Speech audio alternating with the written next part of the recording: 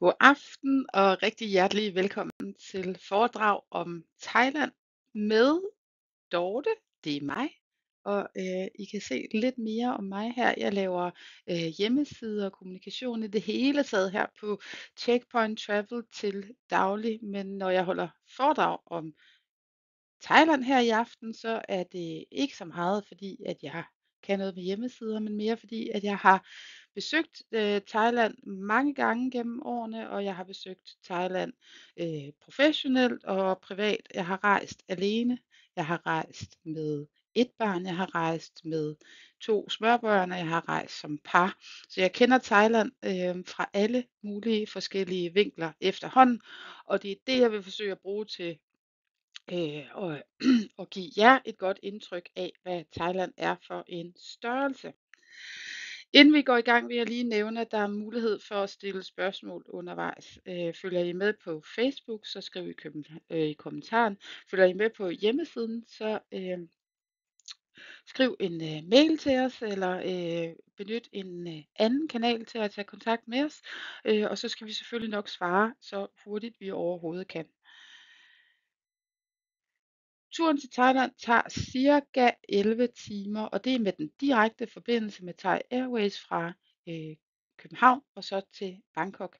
Vil man andre steder hen i Thailand, for eksempel Phuket, som mange vælger, så bliver turen ofte skåret over i to, således at man har et stop undervejs i Istanbul, Doha, Dubai, Abu Dhabi kunne det være, men det kunne også være i Singapore, hvis man flyver med Singapore Airlines.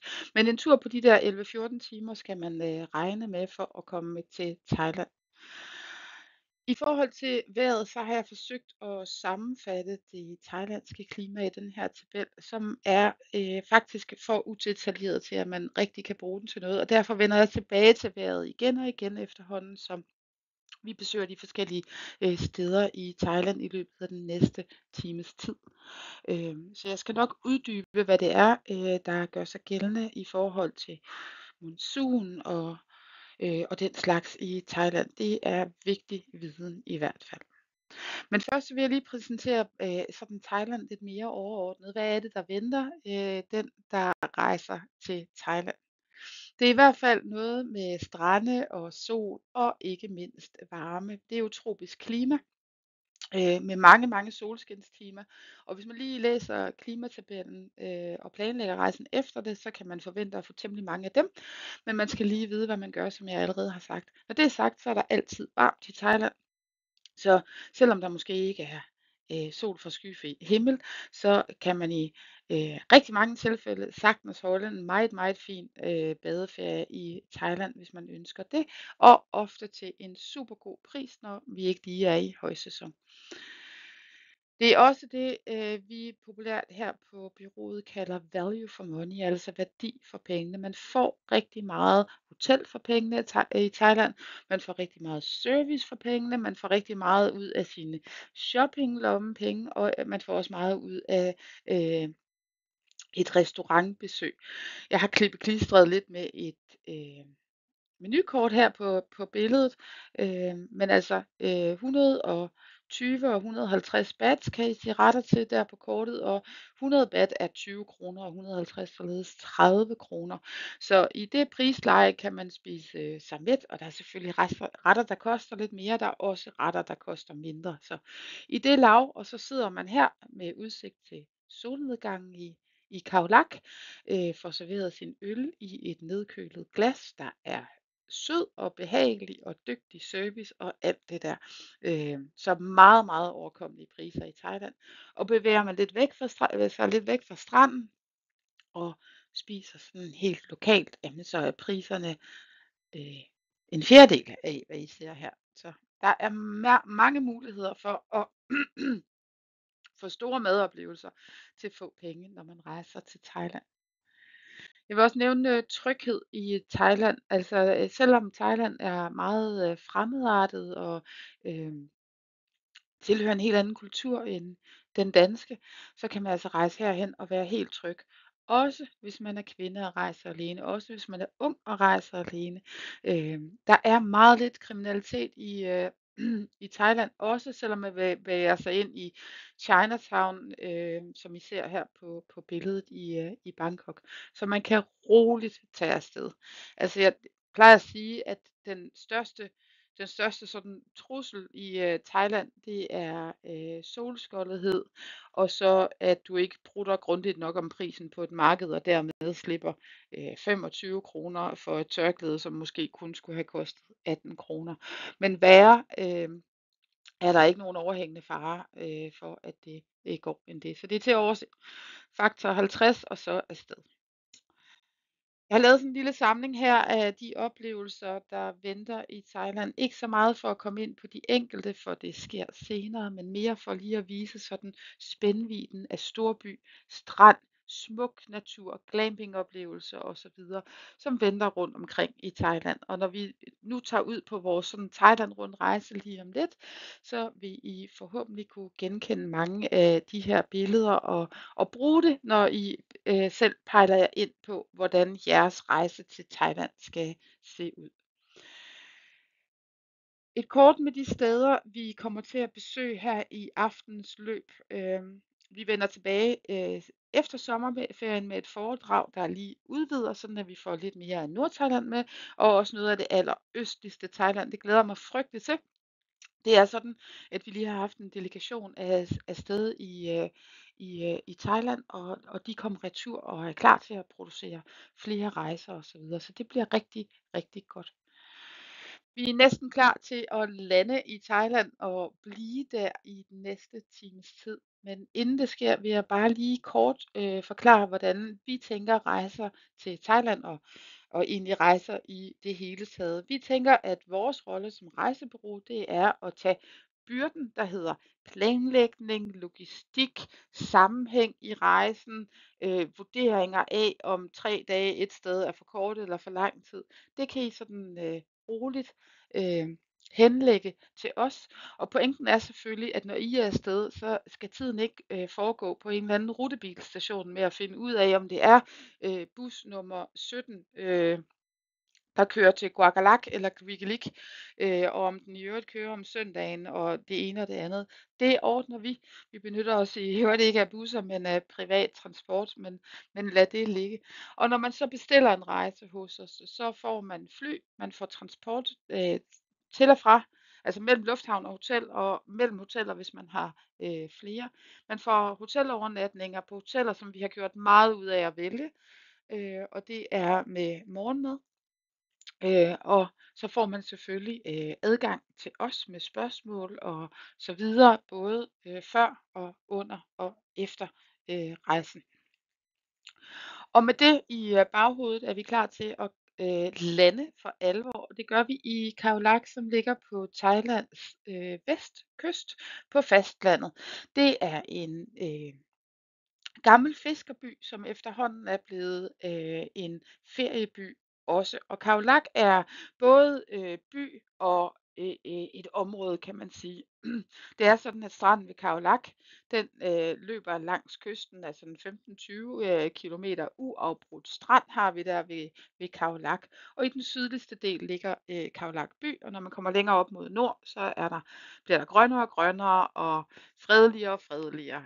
Så man kan vælge lidt efter temperament, hvor man vil have sin base, når man er i Khao Lak. Inden vi kommer dertil, så vil jeg lige kort ridse klimaforholdene op her i Khao Lak. Vi er på vestkysten af Thailand, og hele sådan vestkysten har det samme vejrsystem, som kort og sagt går ud på, at vores vintermåneder er månederne med mest stabilt vejr i Khao Lak. Og når jeg siger stabil, så betyder det let vind, klar himmel, masser af sol og ikke ret mange skift i vejr. Det er også her, hvor luftfugtigheden er lavest, så der er dejligt og behageligt i Thailand i Khao Lak i vintermånederne i Khao Lak her. Sommermånederne, her kan man også fint besøge Khao Lak, men man skal regne med, at vejret kan være sådan lidt mere sådan diset i det, og lidt mere blæsende. Og så kommer der sandsynligvis også en eller flere meget sådan heftige tropiske regnbyger. dagsregn er forholdsvis sjælden på de her kanter, så blandet vejr er nok det rigtige at tage med sig i, i sådan hukommelsen omkring vejret i Khao Lak. Jeg har selv været i Khao Lak på alle tider af året, og jeg har været der i sommermånederne og har syntes, at det har været rigtig, rigtig fint. Men jo, der kommer en regnbyge indimellem, og det kan jo ikke nytte noget, at man bliver meget skuffet over den. Så er det bedre at rejse på et andet tidspunkt. Ved man, den kommer, så tænker jeg ikke, den er så slem. Et par billeder her fra stranden i Khao Lak. Det er sådan, at stranden mod syd, altså ved byen i Khao Lak, den er ikke dum og smal, men den er smallere og lidt mindre børnevenlig, end den er, når man kommer længere mod nord i Khao Lak, for den breder sig ud, bliver sådan her rigtig fin og dejlig, hvid og finkornet, og så er hældningen også, den er mere flad stranden, og det betyder også, at badevandet er meget tilgængeligt også for børnefamilier. Man skal selvfølgelig tænke sig om, hvor man vil bo. Altså skal det være bynært, eller skal det være mere i grønne, fredelige omgivelser? De hoteller, der ligger i den nordlige del, tilbyder selvfølgelig transport til og fra byen, så man har mulighed for at komme derind og spise aftensmad, eller hvad det måtte være. Khao Lak by, der er et fint marked herinde, hvor man kan få fin, dejlig street food og også et souvenir eller to med hjem. Og der er også mere sådan lokale steder i Khao Lak med grøntsagsmarkeder og fiskemarked. Det er ikke noget vanvittigt stort noget af det her, men det er der. Og så findes der sådan en myriade af både lokale restauranter og restauranter, som måske mere er henvendt til gæster i Khao Lak. Og iblandt dem er der faktisk også en enkelt sådan en Michelin Bib Gourmand restaurant, altså sådan en, der har fået Michelins opmærksomhed, uden at få en decideret stjerne, men interessante gastronomiske værksteder, om man vil. Så der er masser at prøve sig frem med i Khao Lak, og det er der også, hvis man vil på ture og udflugter. Noget af Thailands bedste snorkling findes ikke ved stranden i Khao Lak, men med afsæt i Khao Lak. Det er Similan og Surin Islands, som man i parentes bemærket kun kan besøge i vinterhalvåret, altså cirka oktober til cirka april. Her er rigtig fin snorkling, mulighed for at se hvalhajer, hvis man er heldig og så videre. Der er en hel del sådan elefant hjem, vil jeg kalde dem. Altså det er typisk private, der har adopteret en pensioneret arbejdselefant eller et par stykker af dem, og har lavet et lille besøgscenter ud af det. Og tidligere var der en hel masse tivoli omkring det her. De skulle pyntes, og man skulle ride på dem, og de skulle males, og de skulle alt muligt i stakkels dyr. Det er man gået meget væk fra i Thailand. Så det er elefantplejehjem, hvor man som besøgende er velkommen til at komme og lære lidt om elefanter mod en skilling naturligvis, og de penge går jo så til at passe, pleje og fodre de store pattedyr her. Det mener jeg godt, man kan gøre med god samvittighed i Thailand. Der er også i nærheden af Khao Lak et skildpadde rescue center, altså et sted, hvor man arbejder med beskyttelsen og udbredelsen af havskildpadderne. Og det er primært opdræt, man beskæftiger sig her. Så kommer man på besøg, kan man meget ofte se små lille baby turtles, som bliver sat ud, når de er store nok. Og det hele foregår i et militært område, og det har den fordel, at der er fuldstændig mørkt om natten, og det gør jo så, at skildpadderne er i stand til at finde tilbage, når de en dag selv skal lægge æg på en dejlig tropisk strand og lave små skildpaddebabyer, som forhåbentlig får et godt og langt liv. Man kan også tage til Khao Sok regnskov, og den vender vi tilbage til lige om lidt. Det er et stort naturområde, en nationalpark med Thailands ældste regnskov og meget spektakulær og flot natur. Det skal I nok få mere at vide om lige om lidt. Inden da vil jeg lige bare kort vise et par af de hoteller, vi har i Khao Lak. Der er det moderne, det familievenlige og det, der kun er for voksne osv. Og det allermest populære, det er La Flora Khao Lak. Det ligger helt ned til vandet, som I kan se, og så har det byen lige i ryggen. Så kan man lide at have alting tæt på, så er Khao Lak et rigtig godt bud. Et alternativ kunne være La Vela, nu blander jeg tingene sammen. Det kunne være La Vela, som ligger ikke langt fra La Flora, som er meget mere moderne i stilen med nogle meget skarpe linjer og sådan rå beton. Øh, Det har den fordel, at de har rigtig fine familieværelser, hvor man også kan have lidt større børn med op til 15 år. Så ligger det selvfølgelig også bynært og har både dejlig strand og dejlig pool. Jeg har også lige taget et voksenhotel med. Godt at vide, at de findes, hvis man ikke lige drømmer om at ligge og slappe af til lyden af 5.000 børn, der tonser rundt i vandrutsjebanen. Det kan man her på Beyond Khao Lak, som tilbyder sådan en dejlig, rolig, afslappet atmosfære. Og det gør Sarojin også på sin helt egen specielle måde. Det er et lille sted, hvor man virkelig gør sig umage med at skabe en god atmosfære for gæsterne. Og det betyder for eksempel, at morgenmaden er à la carte, og at den i øvrigt serveres lige præcis, når du ønsker den. Så ankommer man til hotellet efter en lang flyvning på et tosset tidspunkt, så kan man bare sætte sig i morgenmadsrestauranten og bestille lige det, man har lyst til, og så kommer det. Børn skal være 11 år for at bo her, og der er i øvrigt mulighed for at bo i almindelige villaer og store villaer med egen pool her.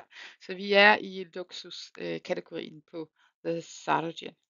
Jeg vil også lige kort vise Outrigger Khao Lak. Det ligger ligesom The Sarojin lidt ude af byen, så stranden er dejligt bred, som I kan se.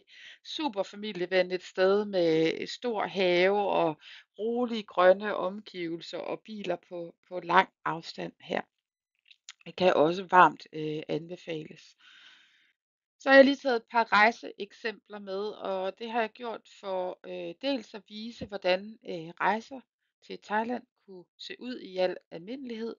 På øverste linje har I dem, hvor der kun er ét ophold på turen, altså ét hotel, man rejser afsted med fly, kommer til sit hotel og er der, indtil turen går hjem igen.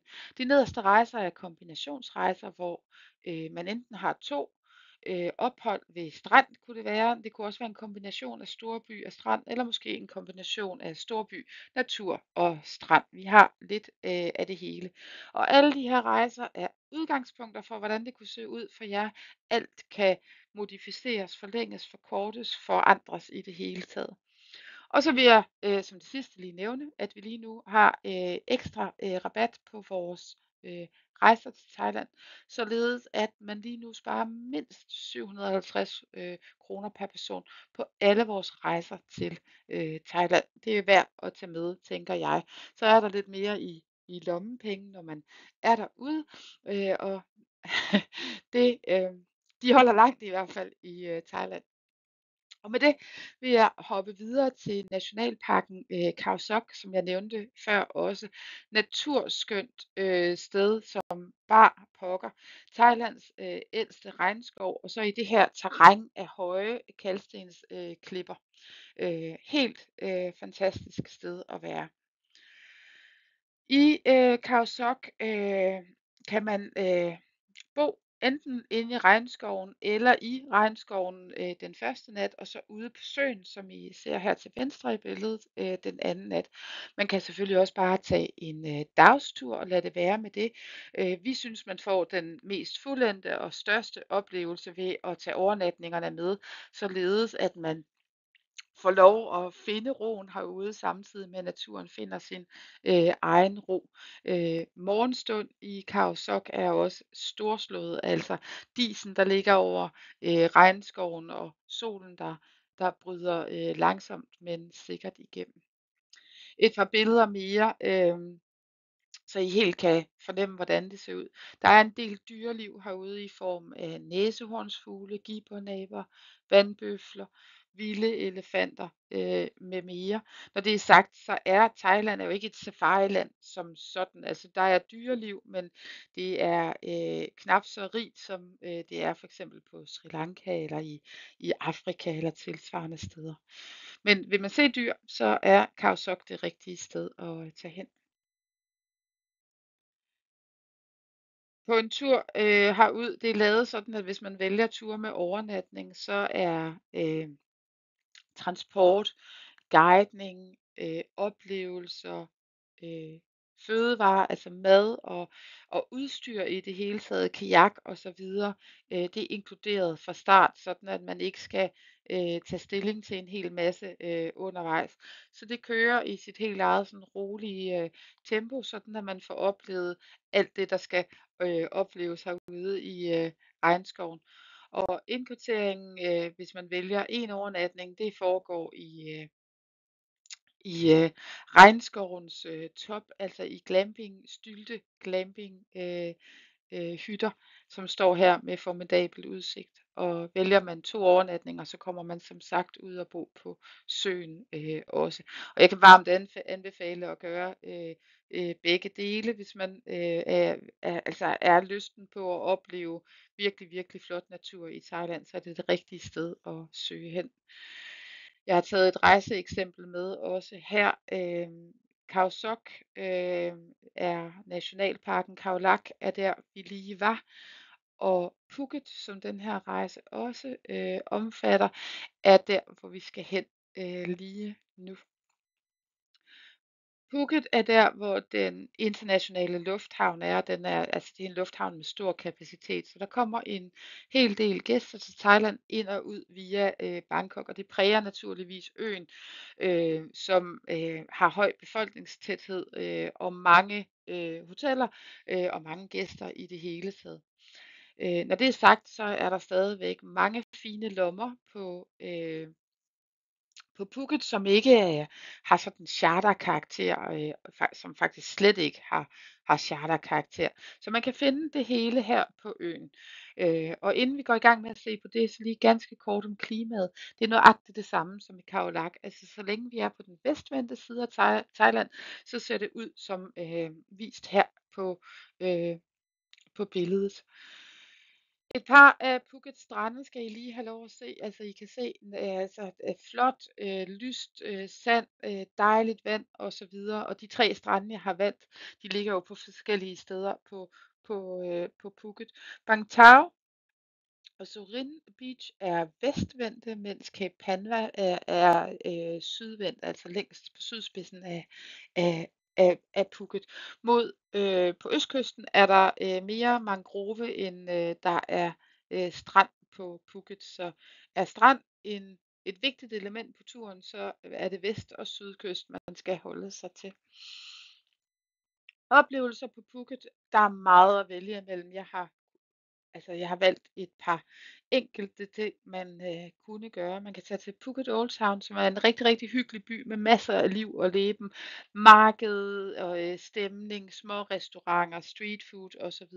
Det er også her, man kan finde sådan lidt mere eksotisk mad, som frityrstegte græshopper, hvis det skulle være. Og så er der udsigtspunktet Big Buddha, hvor man kan tage op og få det her 360 graders vue over landskaberne. Enormt smukt. Og man kan selvfølgelig også vælge at tage forlade Phuket, tage ud til Phi-øerne, som jeg kommer tilbage til senere.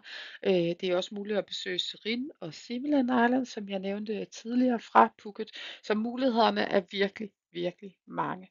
Og det er de også, når det kommer til indkvartering. Vi har valgt at samarbejde med hoteller af meget sådan forskellige karakterer, sådan at vi kan imødekomme alle præferencer. Så vi har meget eksklusive hoteller og små butikhoteller og familievenlige hoteller og så videre.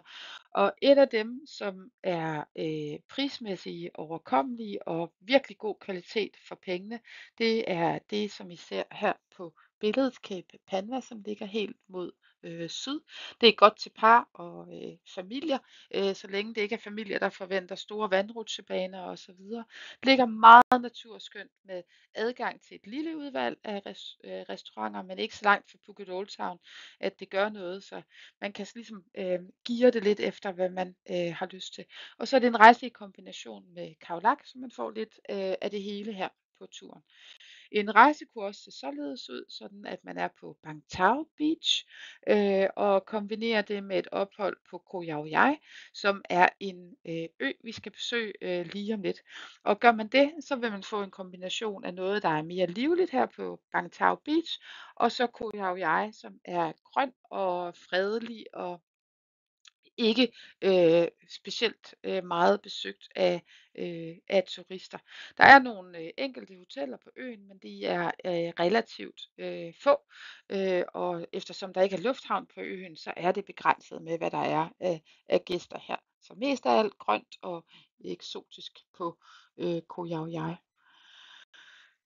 Det kan man også sige om det hotel, som vi har stor succes og får virkelig gode tilbagemeldinger på, nemlig Santia Koh Yao Yai. Det er et meget flot hotel, som ligger på en stor kuperet grund, som vender over mod Phuket, som I kan se i baggrunden her på billederne. Det er et meget, meget smukt hotel, som har de her karakteristiske teaktræs træudskæringer i traditionel stil. Alle værelser har udsigt. Morgenmadsrestauranten til venstre har udsigt. Alt har udsigt på Santia. I kan se lidt flere billeder derfra her. Det er værelset til venstre, og en af de mange pools i midten af billedet, og stranden så til højre. Og man bliver indkvarteret i de her værelser som udgangspunkt, som I har set, eller man kan opgradere til pool villa, hvis man skulle have lyst til det, og den kan I så se her. Det er mine sandaler, der står henne ved søjlen. Det var et dejligt sted, skulle jeg hilse at sige, og det er solnedgangen, vi ser.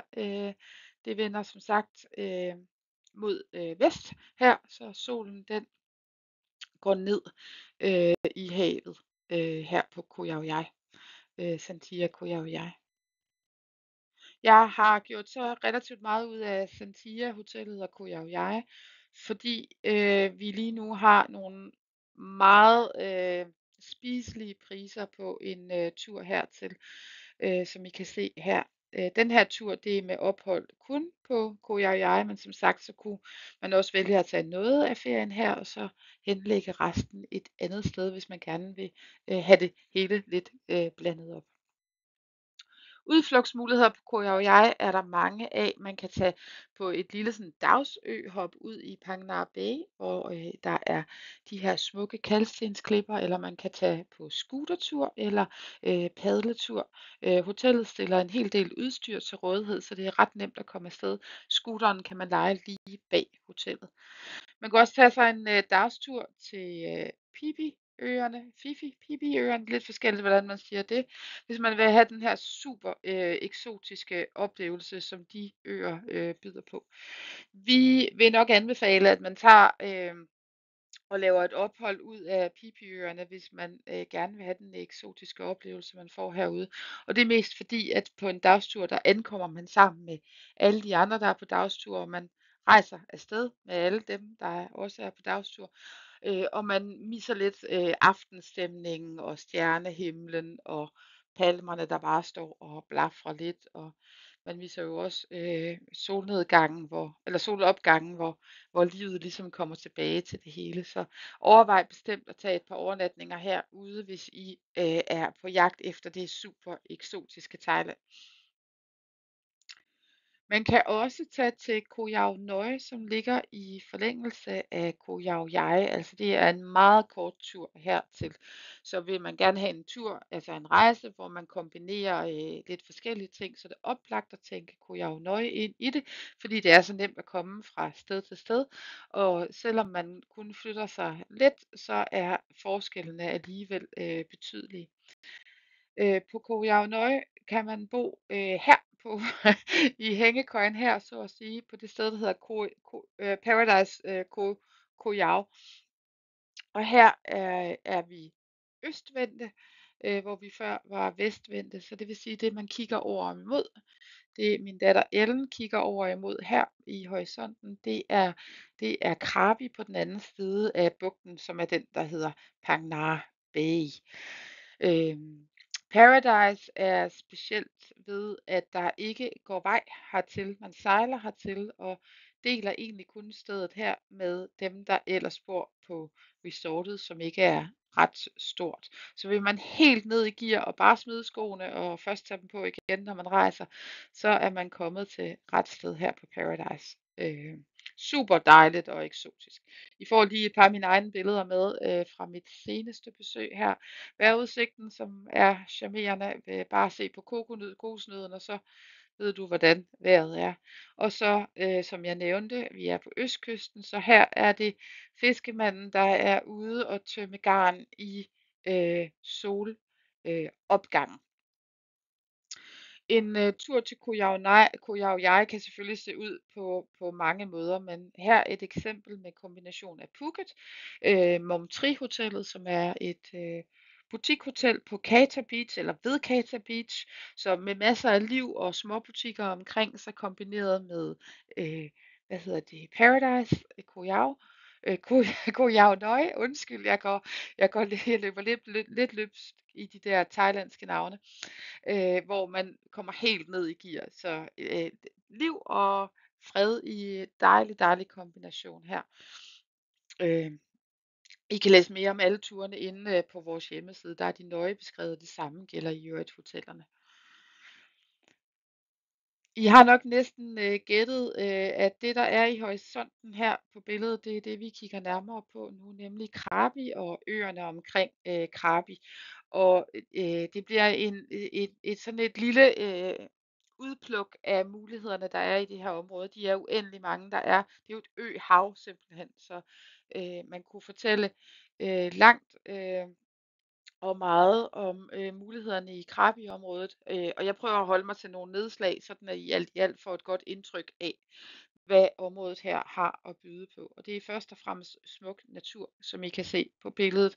Og i øvrigt det klima, der er det samme som i Khao Lak og i Krabi og i Phuket, fordi vi stadigvæk er vestvendte her i Krabi. Og så er det altså de her kyster med stor sådan dramatisk naturmæssig udfoldelse, og så dejlige strande, som gemmer sig ind imellem. Et af de flotteste områder i Thailand, hvis I spørger mig. Og så er det altså også her, at man kan finde nogle af de her vanvittige eksotiske steder at slå sig ned med bungalows direkte på stranden. Eksemplet her er det, der hedder Sivalaya, ligger på øen Kumuk, som er relativt nemt at komme til fra Krabi, hvor den internationale lufthavn er.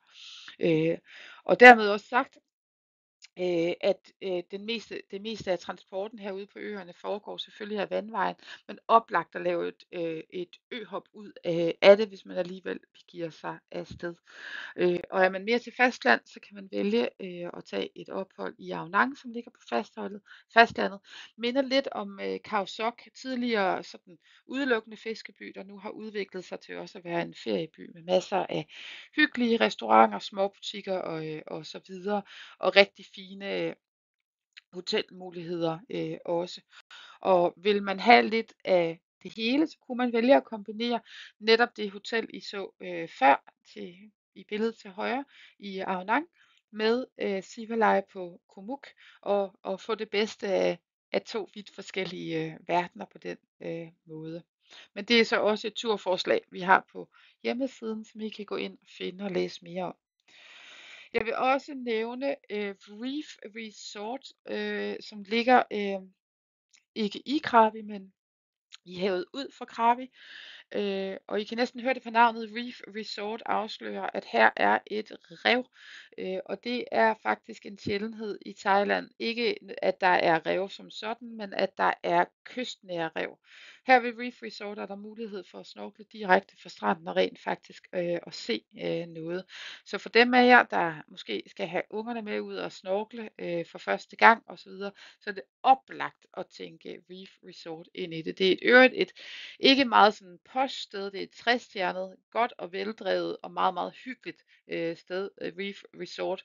Øh, Ligger utrolig dejligt rent naturmæssigt, fredeligt og omgivet af alt det grønne her. Så der er ikke bare snorkling at komme efter, men også de dejlige omgivelser. Nu hopper vi til Thailands østkyst, kyst, altså om på den anden side af Thailand, og med det skifter klimaet også.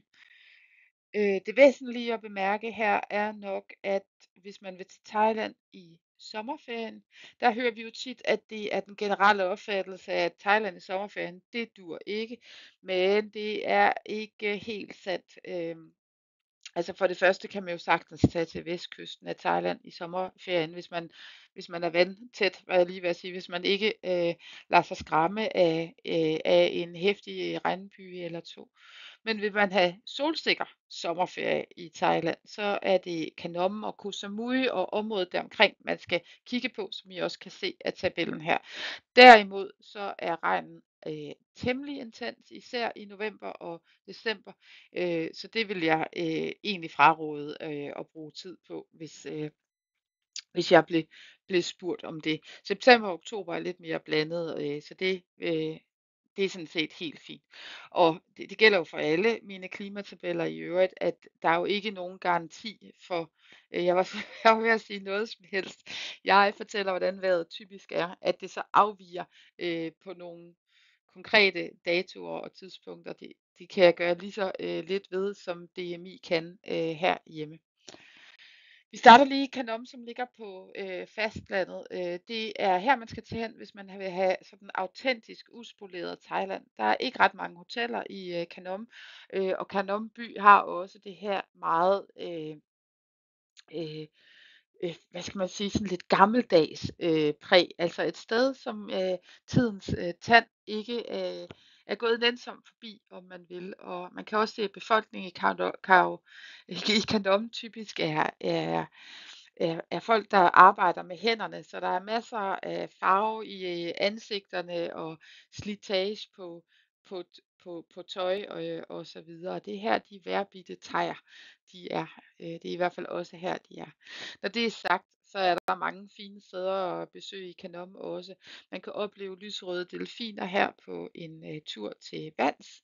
Der er dybe, flotte grotter, og så er der de her bjergsider med tæt bevoksning, hvor der er mange fine vandfald, hvor der flere steder er lavet sådan nogle opdæmninger med små pools, hvor man enten kan få sig en dukkert eller en naturlig fish spa oplevelse med fisk, som sådan er ægte sultne i forhold til dem, man møder i akvarier rundt omkring i Thailand. Indkvartering fejler ikke noget i Khanom. Vi har fundet Khanom Beach Resort, 4-stjernet hotel med fantastisk beliggenhed, ikke mindst, men også en rigtig god restaurant. De kan det hele her. Ikke noget stort sted, så god intim atmosfære og dejlige behagelige omgivelser.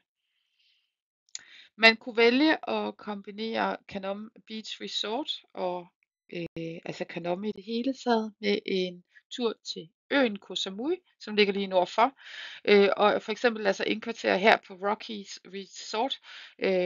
Og hvis man gjorde det, så skulle det måske være fordi, at begge steder tilbyder gode faciliteter for jer, der rejser med børn eller i større familier.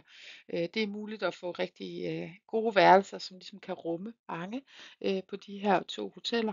Og igen, der får I sådan en kombination af 2 sådan ret forskellige steder. Koh Samui modtager langt flere turister end Kanom. Der er også en lufthavn på Samui, og har de her super eksotiske strande, flotte udsigtspunkter, templer og så videre. Så der er masser at byde på. Lige med Koh Samui, så kunne jeg tænke mig lige at skyde ind, at det man nok skal overveje, det er, hvor man vil slå sig ned på Koh Samui. Længst mod nordøst ligger Chaweng Beach, som er omgivet af bymæssig bebyggelse, og her er øh, det hele sådan ret tæt, så man har mange mennesker omkring sig, og travlheden er større, og der er flere biler og så videre. Det er selvfølgelig også her, der er flest butikker og restauranter og så videre. Bevæger man sig lidt længere mod syd, så kommer man til Lamai Beach, som er mere stille og familievenlige, fristes jeg til at sige. Så have lige det i tankerne, inden I vælger hotel på Koh Samui. Og have også i tankerne, at en tredje mulighed er nordkysten af Koh Samui. Her kigger vi faktisk over mod Koh Phangan, som er vores næste nedslag her i foredraget. Vi er på det, der hedder Phuket Resort, som er sådan et klassisk thailandsk luksushotel med massivt teaktræ, som er bygget for at holde i hundredvis af år, som skaber sådan en dejlig svalhed, når man er inde, med en flot opvokset have, og sådan bare gedigen kvalitet, vil jeg kalde det. Det er lækre sager, det er ikke valgt fordi det var billigt, men fordi at det er lækkert. Godt sted på Phuket Resort. Fantastisk at kombinere med Koh Phangan, som vi kommer til her lige om lidt, fordi at det er nemt at komme med båd fra det ene sted til det andet på rejsen, så man har en god sådan logistik på sådan en tur. Og Koh Phangan er noget lidt andet end Koh Samui. Som jeg sagde før, så har Koh Samui en lufthavn, og det betyder, at der bor flere mennesker, der er flere butikker, der er også flere turister og hoteller og så videre. Så vejnettet er udbygget, øh, og sådan udbuddet af underholdning og så videre er langt større, end det er på Koh Phangan, som er den her grønne, fredelige, dejlige oase, som I også kan se på billederne. Og her i det nordøstligste hjørne af Koh Phangan, der løber vejen ud i vandet, mere eller mindre. Vejen ender i den her lille landsby, hvor der er et lille udvalg af hoteller. Undskyld, jeg har lige en, en klø-situation. Hvor det ene er et Sentia Hotel. I har jo set et Sentia Hotel tidligere her i aften. Og det andet hedder Buirasa. Buirasa ligger på stranden. Sentia Koh Phangan ligger sådan lidt hævet over terrænet med en vidunderlig udsigt over bugten og så videre. Så der er lidt for et hvert temperament. Der er sådan en helt fredelig stemning her for enden af vejen, med hyggelige små restauranter, et par caféer, et par barer og et par supermarkeder og så videre. Så der er lige det, man skal bruge, og der er i øvrigt også gode muligheder for at tage dykkercertifikat eller tage på dykkerture herfra. En rejse hertil i deluxe-enden har jeg lige valgt at bruge som eksempel i denne her omgang. Det er Phuket, som I så på Samui, i kombination med Sentia Hotellet på Koh Phangan. Lige nu er priserne på det rigtig gode, hvilket dels skyldes nogle superpriser, vi har fået hjem på Sentia hotellerne, og som selvfølgelig også skyldes den her rabat, som vi giver her for tiden. Så virkelig meget værdi for pengene på en rejse som denne her også. Og nu laver jeg lige et voldsomt indholdsmæssigt hop. Vi går fra noget af det fredeligste og grønne Thailand her på Koh Phangan til storbyen Bangkok, som er det her virvar af alle mulige sanseindtryk. Nyt og gammelt, moderne, traditionelt, rationelt, irrationelt, rodet, ordentligt. Ja, jeg kunne blive ved. Her er det hele i Bangkok, og det er derfor, den er så utrolig skæg at besøge. Billedet viser det forhåbentlig lidt, hvor det er, jeg vil hen af. Rejser man til Bangkok for første gang, så må man ikke snyde sig selv for en tur på Kongepaladset. Og I kan næsten se på bygningen her, som er det her, altså som er sådan prægtigt guldbelagt øh, anlæg. Øh, Efterhånden som man kommer tættere på, så fortsætter det bare. Inde i svalegangene er der malet håndmalede relieffer med thailandsk historie, som man også kan gå i detaljen i. Så det bliver bare ved og ved, og man bruger selvfølgelig også guld i de her relieffer. Øh, Virkelig flot sted, og altså et skægt sted at besøge for det nysgerrige øje. Stedet er i øvrigt øh, hvad hedder det sted, som den thailandske kongefamilie bruger til officielle besøg, men de bor der ikke længere. Er man i området her, så kunne man også skynde sig at tage til templet Wat Po, hvor den her liggende Buddha er at finde. Og den er, jeg håber billedet afslører det lidt.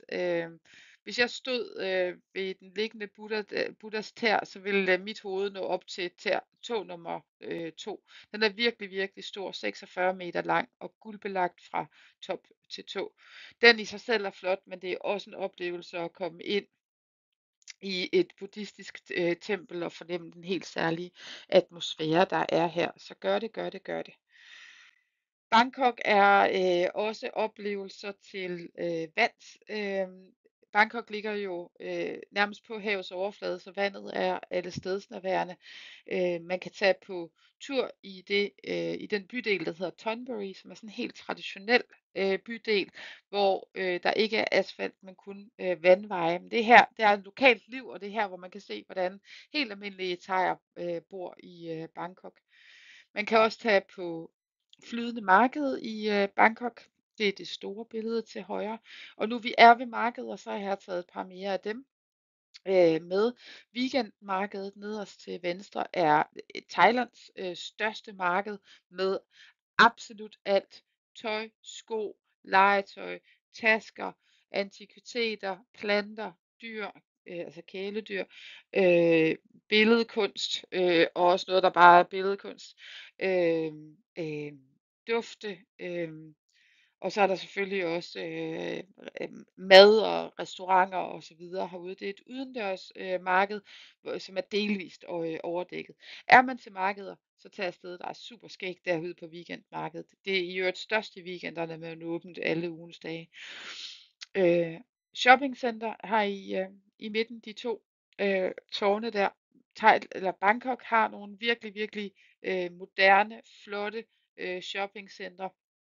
Og det er komfortabelt at gå herind, der er jo aircondition og så videre. Og I finder alt fra Christian Dior og altså mærker som Calvin Klein og North Face og hvad de ellers sidder. Og Hennes og Mauritz er her også, så der er ligesom mode i alle prisklasser. Og lige netop det shoppingcenter, der er på billedet der, det ligger i meget komfortabel afstand af flere af de hoteller, vi benytter i Bangkok, som jeg vender tilbage til lige om lidt. Men først skal I lige se min favorit helle i Bangkok, nemlig det, der hedder Jim Thompson House. Jim Thompson var amerikansk soldat udstationeret i Thailand under 2. verdenskrig. Han forelskede sig i Thailand og slog sig ned og byggede det her hus af dele, som blev hentet ind fra hele Thailand, fordi han ville bo som en thai. Nu er det et af de eneste huse i Bangkok, der er helt altså så traditionelt som dette. Man kan komme indenfor og kigge, og man kan også lære om Jim Thompsons livsprojekt, om man vil. Det var Jim Thompson, som initierede silkeindustrien i Thailand. Så man kan lære mere om det projekt og om Thailands silke, og der er også en rigtig fin butik ved museet, hvor man kan gætte en gang købe silke som tørklæder, due, øh, skjorter og så videre. Der er også steder i Bangkok, hvor der er meget gang i den, som her i Chinatown. Og jeg tænker, at man skal besøge Chinatown mindst én gang under sit ophold i Bangkok. Dels for lige at få det her sansebombardement, men også for at spise. Chinatown er street food mekka i Bangkok og i Thailand i det hele taget. Her er absolut alt, og det er super sjovt at gå rundt bare og kigge. Maden bliver jo tilberedt efter du bestiller den meget ofte, så du kan se din mad blive til. Du kan være med til at sætte dit præg på den, og det her no spicy, det kommer ind i billedet for nogen måske, eller extra spicy, om man vil. Pas på med at gå den vej, fordi det er, det er noget andet end spicy i Danmark i hvert fald. Men livligt og skægt og billigt og sjovt, og ofte er det jo sådan små portioner, man får, så man kan være lidt mere løsluppen i forhold til at prøve noget, man måske ellers ikke ville have prøvet. Tag en tuk-tuk herud, det er også sjovt, og så ankommer man til Chinatown med manér. Lige ganske kort om overnatningsmuligheder i Bangkok. Vi har selvfølgelig flere. Vi har valgt hoteller, særligt med henblik på beliggenhed. Og Centerpoint Silom, som i øvrigt er helt nu istandsat. Det ligger genialt i forhold til shoppingcenteret over på den anden side af floden, i forhold til at kunne tage båden op og ned af floden. Der er offentlig transport frem og tilbage, alt det man vil. Der er højbanen, der går lige forbi, den suser ud til weekendmarkedet. Så Silom-kvarteret er rigtig godt at bo i, og det er i øvrigt rigtig hyggeligt at være i. Her ligger også Shangri-La Hotellet længst til højre. Og The Theatre Residence ligger på modsatte flodbred, hvor der er lidt mere fredeligt. Rart sted at være, hvis man gerne vil have lidt mere sådan rolige grønne omgivelser. Og så er det bare at hoppe på båden over på den anden side, hvor de store attraktioner og shoppingcentrene osv. er. Jeg forlader storbyen nu og tager ud, ud i det grønne. Vi skal til River Kwai, som ligger behageligt tæt på Bangkok. Turen derud tager cirka 3 timer i bil. Og man skal herud for at få krigshistorie, for at få natur og dejlig afslapning på en anden måde end afslapning bare ved strand. Det med naturen ser I her på billedet. Man kommer faktisk ned og bor i de her flydende hytter på selve River Kwai under opholdet. Så man er helt tæt på alt det grønne. Krigshistorie får man også. De ældre af os har med statsgaranti set filmen, der hedder Broen over floden River Kwai, som dramatiserer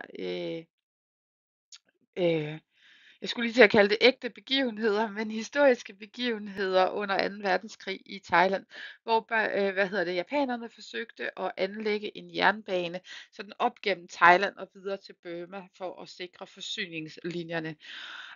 Og det brugte japanerne ikke eget mandskab til, det brugte de krigsfanger til, altså byggeriet med at både lave jernbane og bro til jernbanen osv.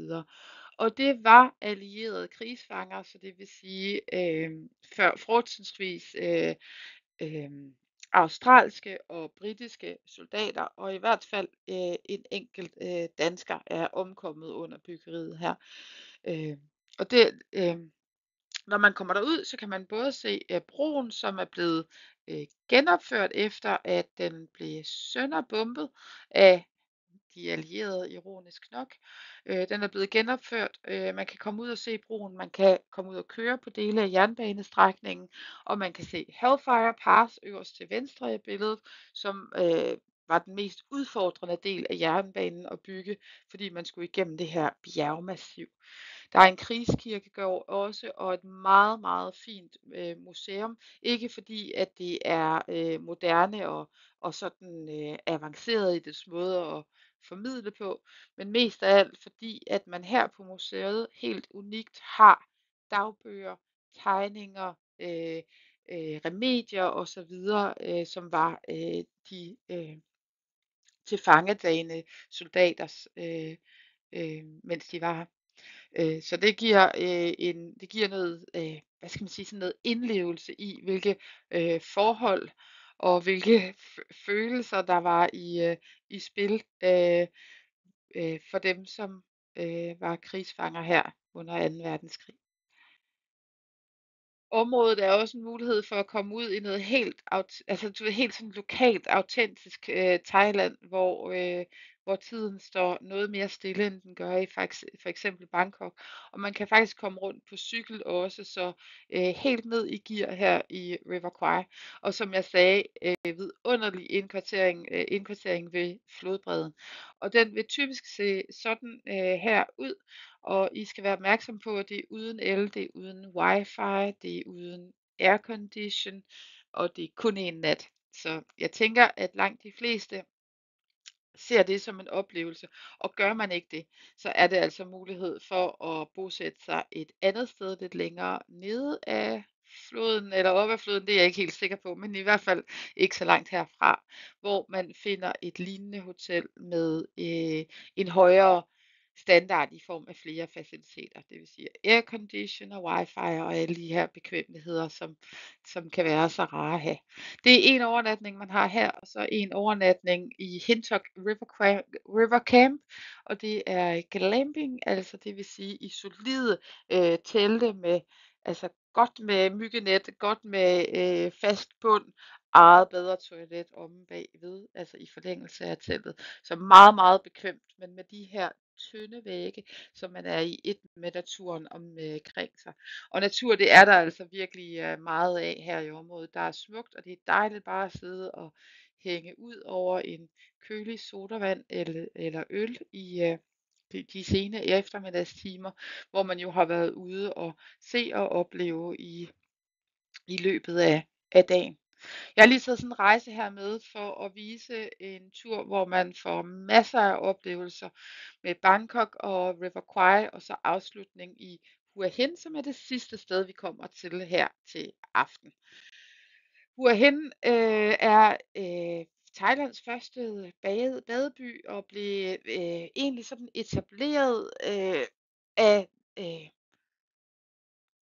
hvad hedder det, af Bangkoks indbyggere, som i de varmeste måneder savnede at komme til vandet og blive kølet ned. Og valget faldt på Hua Hin på grund af de her meget, meget flotte strande. Der er så siden kommet jernbane til og så videre, så det er nemt at komme til Hua Hin i dag. Der er også rigtig god vejforbindelse. Det, der også lige er værd at tage med om Hua Hin, det er, at det er et relativt tørt sted, som ikke er særlig præget af monsunens gøren og laden, så det er relativt regnfattigt og solrigt og vindmæssigt meget fredeligt, så Hua Hin kan man besøge hele året. Som i de andre sådan feriebyer i Thailand, så er der selvfølgelig et stort og spændende og sjovt marked i Hua Hin.